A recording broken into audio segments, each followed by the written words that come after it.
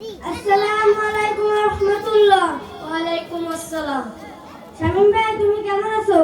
আমি ভালো আছি, তুমি কেমন আছো? আলহামদুলিল্লাহ। শামীম ভাই, তুমি তো স্কুলে পড়ো, আমি তো মাদ্রাসায় পড়ি। তাতে কি হয়েছে?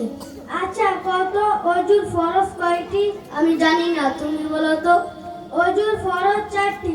সমস্ত মুখ ধোয়া, দোনো হাতে কনুসহ ধোয়া, মাথা মাসে করা, দোনো পায়ে টাকনু সহ ধোয়া। ও আচ্ছা, তাই।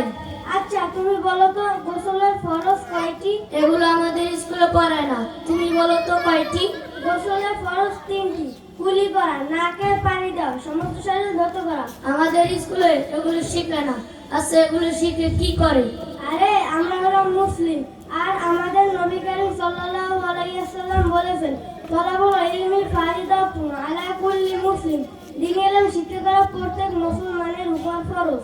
আচ্ছা, তোমরা শরওয়াতে কি করো?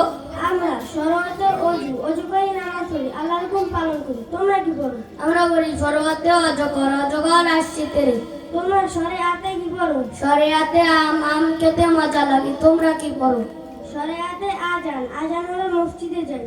তোমরা রশিতে কি পড়ো? আমরা রশিদে পড়ি ইলম শিখে জীবন গড়ি। তোমরা কি পড়ো? রশিতে ইলিশ খেতে ভারী মজা। আচ্ছা, আজান দিছে, মসজিদে চলো। আমি তো এখন কোচিং এ যাব। কেন, তুমি জানো না মুসলমানদের জন্য নামাজ পড়া ফরজ? আমি তো এসব কিছুই পারি না। মাদ্রাসায় পড়লে সবই পারছি। ঠিক আছে ভাই, আমি বাবাকে বলবো কালকেই যেন আমাকে মাদ্রাসায় ভর্তি করে দেয়। আল্লাহ আমাদের সবাইকে সঠিক বুঝ দান করুন।